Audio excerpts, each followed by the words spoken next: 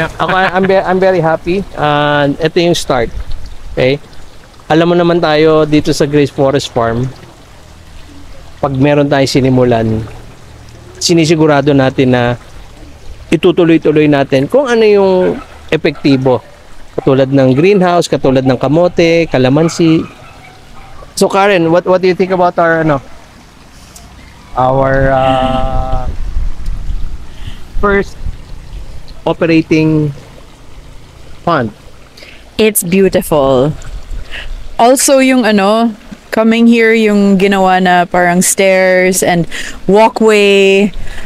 Ang ganda talaga kasi I remember before when we used to come through here, nung unang start pa natin, palagi akong nadudulas or nadadapa or feeling ko malalaglag ako. Now it's like solid, ang ganda. Tapos the pond. Hi, this is Farming with Tyron and Karen.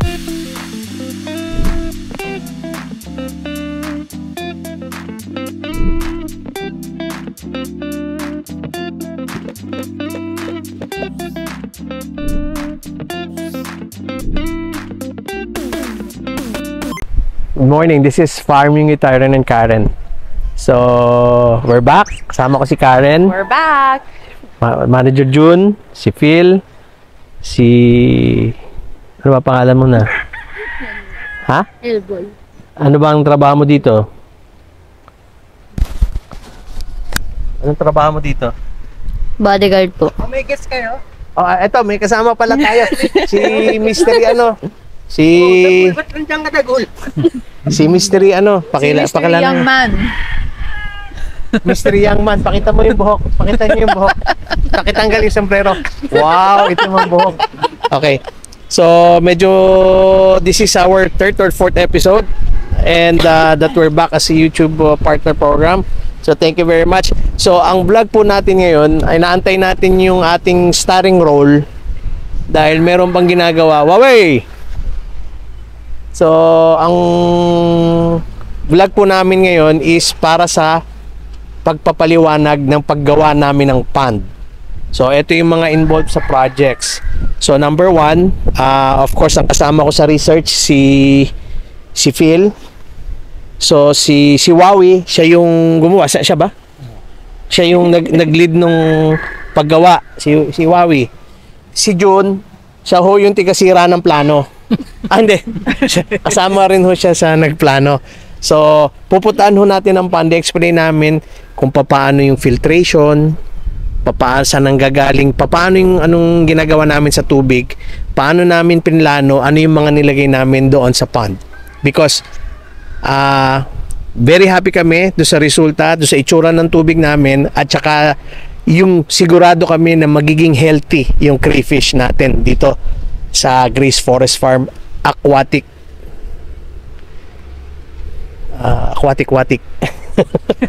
Chubby. What? Grace Forest Farm Aquatic Center. So, ngayon, ito yung bukas kasi magpapakawala na kami ng maraming crayfish. So, okay, samahan nyo kami. Papunta doon sa Jun, ano mo naman kami? I-tour guide mo naman kami. Pause. Sigurado yung makahanan to.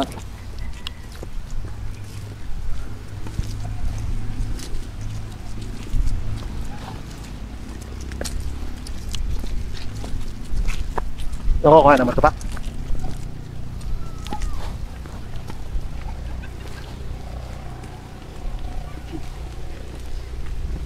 Okay, nandito na kami. Papasok na kami dito sa yung ginawa naming pond. So, tomorrow yung dadalhin namin, bababa na namin. Tapos nandun yung second pond. Saan yung susunod na isang pond? Yung isa? Saan yung isa? Tapos, tsaka doon. Ayun, papunta doon. Okay. So, ayun, andun na pala yung So, one thing na kailangan natin, ang magandang isipin natin dito is yung hindi makakatakas yung crayfish. So, aside from the sa plastic, Nilagyan namin ng plain sheet. Okay?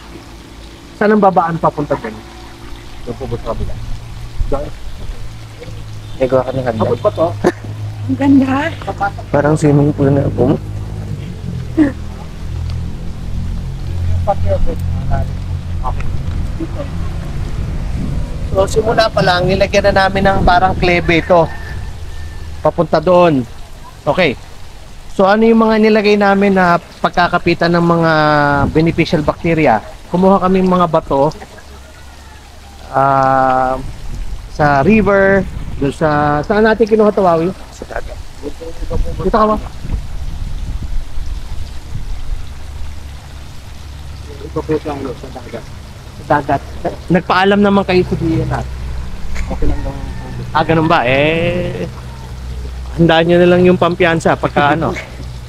Okay, so nandyan yung rocks, yung ano, yan ang magsisilbi na puntahan ng mga beneficial bacteria.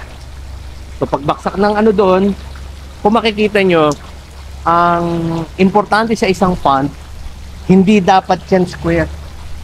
Lahat pag ginawa mong square yan, mawawalaan ka ng circulation ng tubig, tapos yung mga ammonia mo may stuck doon sa mga gilid. That's why kung makikita nyo yung mga ibang aquarium, may bumobomba doon, nakakapag-circulate unless kaya. So para sa atin, very systematic. Yun lang ang isang kanto natin doon eh. Okay. Yun lang ang kanto natin. Pero kung matatambakan pa natin yan ng ano, para dumidiretso, gagawin natin yun. Okay? So maganda. Yun lang ang nakikita kong hindi pa maayos. Pero kung makita nyo itong tubig, sa isang araw, ano na siya, nakondisyon na. Wala nang mga hindi malinaw. Dali, baba ako. Di, mauna ka muna. Para malaman natin kung lulubog o hindi. Okay. Tupak, bumaba ka din. Baka sabihin ni Jun.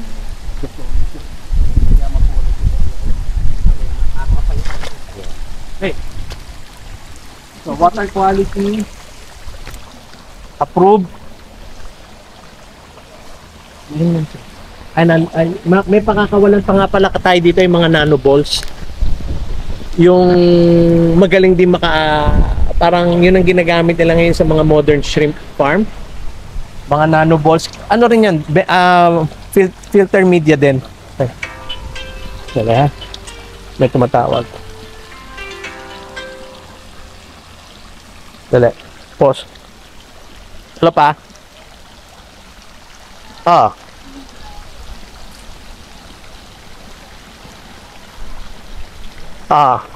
Pause mo muna. Ikaw. Okay lang yun. Ang problema. Okay. Kasama na yan eh. Okay. So, kung makikita nyo, ito yung mga bato, inipon namin. Yung burak nito, tinabunan namin ng sand. So, yung sand kasi, siya yung, actually, one of the reason bakit luminaw ko agad dito is yung buhangin. Kasi yung beneficial bacteria niya na dati pa niya, inirelease niya ngayon dito. Okay? So, nagsisettle in, bukas, papakawala kami. So, ito naman, Wawi, ipaliwanag mo naman yung paano nyo ginawa itong mga gilid natin. Nilagyan lang po ng yung hinukay po yung gilid para yung may kalawang po hindi po sumama dito, tapos nagawa po ng isang daanan, panibagong daan po na pilapil. Parang talaga nahawa ka na kay Jun. Hinaan na rin nahawa na ho, kompleto na yung hawa, pati yung boses, hawa-hawa na ho dito sa farm. Hindi, ang ginawa ho nila kasi dito sa kabilang bundok, naglalabas ho kasi sila ng tubig na may kalawangin. Tapos nandyan din ho yung sapa na may public, so hindi natin masigurado kung malinis o hindi. So ang ginawa nila, pakita mo Tupak, hinukayan nila sa gilid para hindi pumasok dito yung tubig na na hindi malinis. Kasi ang crayfish, ano yun? Video mo doon Tupak. Kita yung kalawang din, dami. Yan.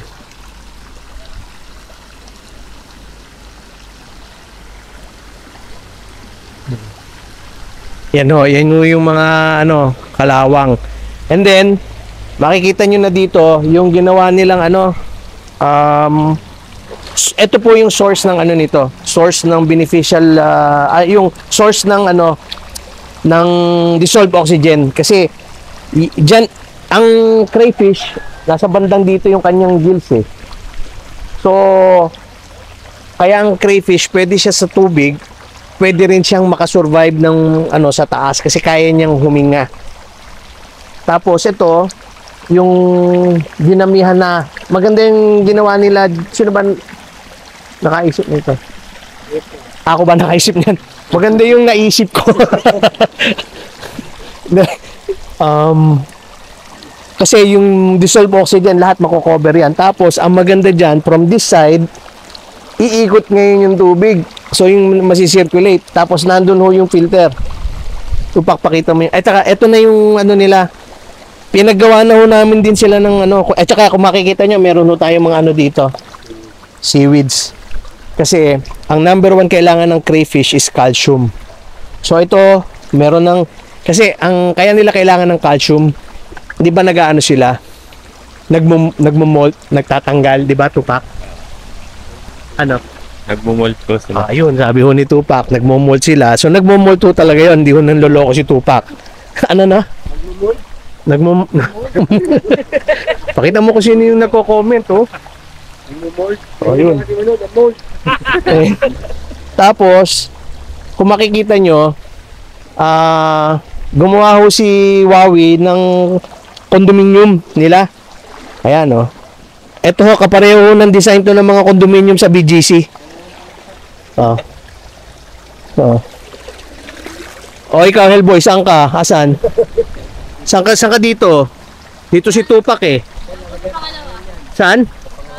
Dito ka sa gitna. Oh, dito si Hellboy, si Tupak dito. Hindi, ito po yung ano, pakita mo Tupak. Kasi para ma-avoid yung pag-aaway nila, parang si Tupak at saka si Hellboy, pag nag-aaway, kailangan paghihiwalayin. So, lalagay mo dito si Tupak, lalagay mo dito si Hellboy. Hindi, para ho hindi sila magkasipitan. Wawi, ilan ang total na ginawa mong ano, bahay, yung condominium?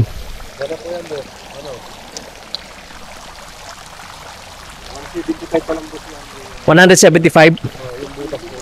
Pero mamaya magdadagdag tayo. Pagawa mo na kaagad sa kanila yon. While ang maganda dito, marami rin silang tataguan. Tapos yung mga halaman, lalagyan din natin ng halaman. Pero ang ganda ng ano, considering na medyo nagkaroon ng konting hindi pagkakaintindihan sa instruction, na-drain to eh. Na-drain. May nag-drain ng tubig. Sino yung bidang yon? Sino? Joke lang. Pero hindi, nahabol natin. Wow, okay lang. Pero ito, nung hindi pa nade-drain ng tubig, umaano rin talaga yung tubig pagka may tumatapak. Okay. Nagaganyan din. Okay. So, eventually, magdadagdag lang tayo ng mga buhangin. Okay, this is around mga 100-120 square meter. So, ayun, yung mga condominium nila, yun yung kulay puti, nandun sa ano yun. Ito, Karen, sa inyong Ridge View. Ito yung Ridge View, nandun yung, ano yun, Trebia. Yung mga bahay, yung village. Hindi, ito, Ayala Alabang. Ito, Tupak, pakita mo. Ito po yung Ayala Alabang. Ayun po yung Forbes Park. Si West Grove dito, bago pa lang siya eh. Ayun, si Horseshoe, si Dasmariñas Village. Tapos nandito po yung Homeowners Association. So yan. Tomorrow may seremonya. Ewan ko kung pupuntahan tayo ni Mayor. Inimbitahan natin, pero si Cap sigurado pupunta. Si Consial Homer, para kasi this is like groundbreaking natin. Naka-ready na ba yung pang-celebrate natin? Phil? Ha? Andon ba? Okay. So, Hellboy, paliwanag mo naman yung bag mo. Ano nakalagay dyan sa bag mo? Mga ano po, suppliers lang. Para po pag nag-ano, vlog. Okay. Yan na ho si Hellboy. Nawala ka lang sa amin ha. Okay? So, perfect. Tapos ito, meron silang meron silang park. Ito po yung national park nila. Anong pangalan yung park nyo, June?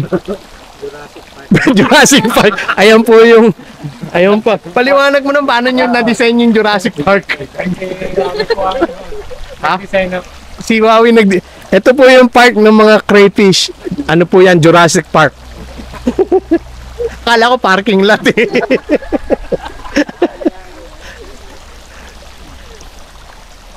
Okay, so I'm happy with this. Tomorrow, very excited. So, pero Wawi, ano natin bago tayo papanik na tayo. Ano yung masasabi mo dito sa paggagawa natin ng farm? Ano yung mga naging challenges? Ano yung mga hirap? Ano yung mga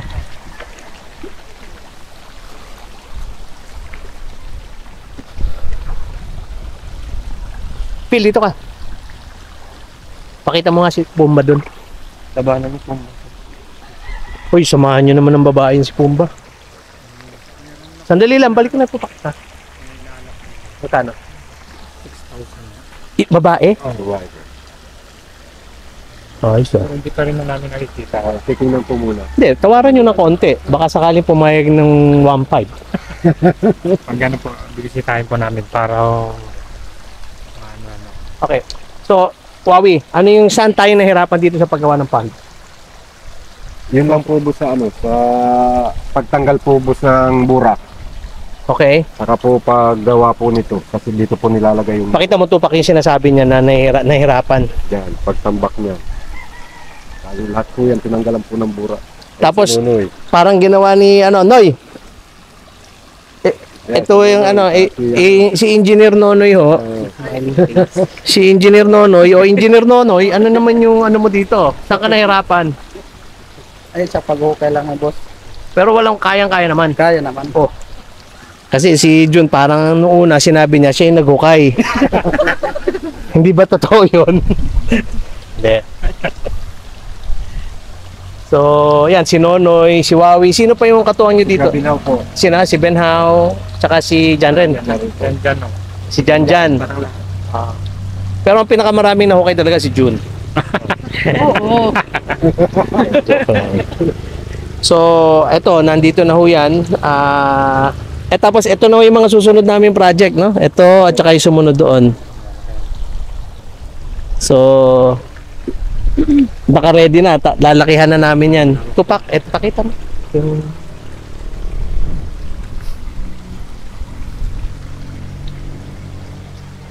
Hanggang dun. So ito dapat ang gagawin natin parang sumunod na plano natin sa rancho. Nandito na nga si Pumba at yung mga ibang hayop eh. So dito magpo-focus tayo ngayon ng crayfish. So yan. Okay. So ano pa Wawi ang Jun, ano yung masasabi mo doon sa natin? Yeah, maganda po naging resulta ho.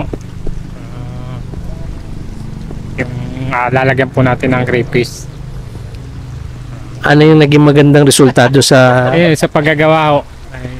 anong Ayos naman ho. ibig sabihin, very good. Hindi, Hindi na rin I'm very happy. And ito yung start. Okay? Alam mo naman tayo dito sa Grace Forest Farm, pag meron tayong sinimulan, sinisigurado natin na itutuloy-tuloy natin kung ano yung epektibo. Katulad ng greenhouse, katulad ng kamote, kalamansi. So Karen, what do you think about our first operating pond? It's beautiful. Also yung coming here yung ginawa na parang stairs and walkway. Ang ganda talaga kasi I remember before when we used to come through here, nung unang start pa natin, palagi akong nadudulas or nadadapa or feeling ko malalaglag ako. Now it's like solid, ang ganda. Tapos the pond, ang ganda talaga. Parang gusto ko din mag-swimming. Yeah. Pwede ba? Okay, eto papaliwanag ko sa inyo. Bakit perfect itong ginawa natin? Kasi meron silang mga mapupuntahan na Parang matatambay yan. So, huwag kayong magugulat na mayroong mga pupunta dyan na mga ano, dyan sa Jurassic Park. Pakita mo nga ulit yung Jurassic Park na ginawa ni, sino gumawa? Si Jun. Si Jun ang plano niyang Jurassic Park na yan. So, kailan mo ilalagay din yung mga dinosaur? Bibili pa ho. Mamimili pa ho siya ng dinosaur. But ikaw Phil, anong masasabi mo doon sa continuous planning natin? Halos araw-araw ng umaga tinatawagan kita. Syempre po sir, unang-una, excited po para sa Medyo lumapit ka na lang. Okay, so Phil, ano yung mo? Sinasabi mo bago tayo na tinamaan ng kidlat?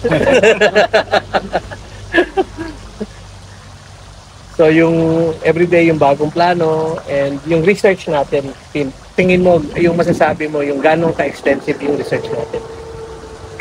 sobrang po sir, detalyado po lahat. Kasi po lahat inaaral nyo po tapos pino-forward nyo po sa amin para rin po malaman po namin mga nalaman nyo. Okay. So yan, ang idea namin dito is yung sa Louisiana kasi hindi swamp yun, tsaka ano yun yung doon talaga nagsimula yung crayfish. So ang ano niya is parang mud pool talaga na kompleto. This one, ang ginagaya natin yung natural environment sa Tasmania, Australia. That's why meron tayong mga bato and then parang nagfo-flow siya, lumalabas kaagad yung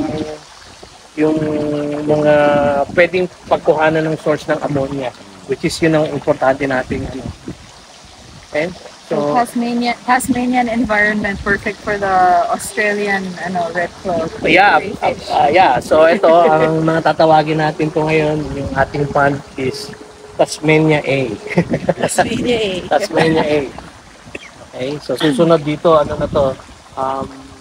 Sydney A, yung susunod Melbourne. Okay? So continuous ang research namin. We're very excited. And of course, thank you very much kay Roxanne and Fishkada. Sila yung mga nag-guide sa amin. Sila yung mga kapartner namin dito sa progress natin. Okay? So bukas, kasama dito, pupunta si Roxanne. Di-deliver niya yung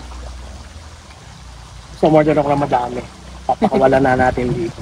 And she's supporting us for technical things. Yung experience nila, sinishare nila. So, very, very good. Okay? Wawi, meron ka bang masasabi? Maganda po buko. Maganda. Thank you very much, Wawi, June, Phil. Noy, thank you sa lahat ng dito. Gumawa. Lahat ng bagay, basta kailangan lang tayo. We work tayo as a team, ha? Para siguradong walang magiging Okay, so I think sa ngayon ito yung ating first operating pond for our crayfish aquaculture farming. So, napaalam na tayo. Mystery Fisherman. Si Mr. Fisherman, mag-ano ka na ba? Ayan Mystery Fishman yun eh. But anyway, June. Maraming salamat po sa inyo lahat. Pawi. Ito, thank you very much. Okay. Apil, ano masasabi mo? Ayun po. Maraming salamat po. Abangan nyo po yung mga magandang videos po ng farming ni Tyrone and Karen. We're back as YouTube partner program. Karen, what's yung... Ang ganda talaga nito. So first of all, thank you so much sa mga farmers natin kasi they carried out yung plan na ginawa ni Tyrone. So also thank you to Tyrone kasi naisip niya to lahat. It's sobrang nakakatuwa. And yeah, we'll see you in more videos. And thanks. Ano pala dito? Si Hellboy. Si Hellboy. Salamat po. Saka yung trabaho mo, masaya ka ba sa trabaho mo? Ano bang trabaho mo? Nag-waiting. Bodyguard. Okay. Bodyguard na naka Good feed. Ano yung gusin? Naka-man purse. Okay, so thank you very much everyone. We're so happy to be back. I hope yung mga dating we've been out for more than 6 months dahil doon sa na-hack yung channel namin, na-penalize kami, now we're back and we're very happy and we would like to give more interesting and beautiful uploads in the coming weeks, in the coming months. So thank you very much. Always remember, farmers are heroes. We love you all.